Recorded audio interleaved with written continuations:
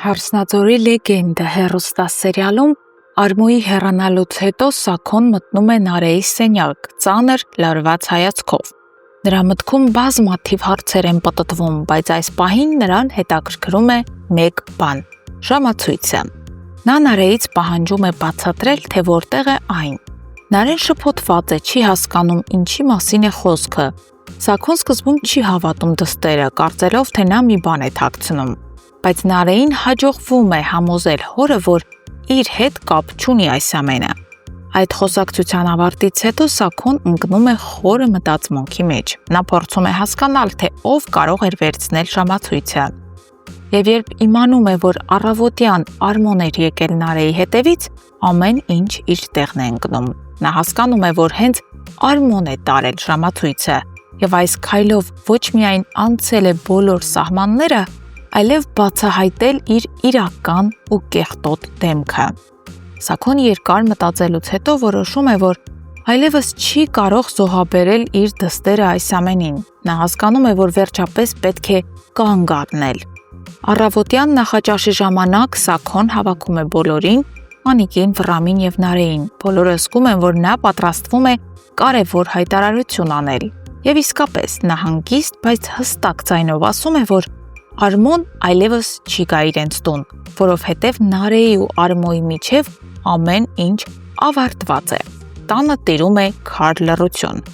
Անիկն ու Վռամը զարմացած են, իսկ Նարեն ներքուստ զգում է աննկարագրելի թեթևություն։ Հավանաբար առաջին անգամ երկար ժամանակ անց նա շնչում է ազատ։ Սակայն Արմոն այդպես հեշտությամբ չի հանձնվում։ Առավոտյան նա գալիս է Սաքոյի գրասենյակ, փորձելով համոզել, որ իրեն եւս մեկ հնարավորություն տա։ Սաքոն մնում է իր որոշման մեջ եւ զայրացած ասում է, որ որոշումը վերջնական է եւ չի փոխվելու։ Արմոն հենց այստեղ էլ հասկանում է, որ այլևս ոչ մի կերպ չի կարող վերահսկել իրավիճակը եւ դիմում է իր վերջին, ամենավտանգավոր միջոցին։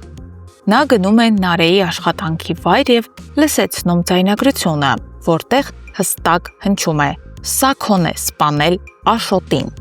Նարեի համար աշխարհը կանգ է առնում։ Արմոն հասկացնում է, որ եթե Նարեն դադարեցնի շփվել իր հետ, ապա ձայնագրությունը կհայտնվի ոստիկանությունում։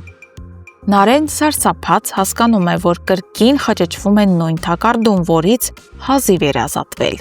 Նա ստիպված է շարունակի հանդիպել Արմոյի հետ, սեփական հոր ազատությունը պաշտպանելու համար։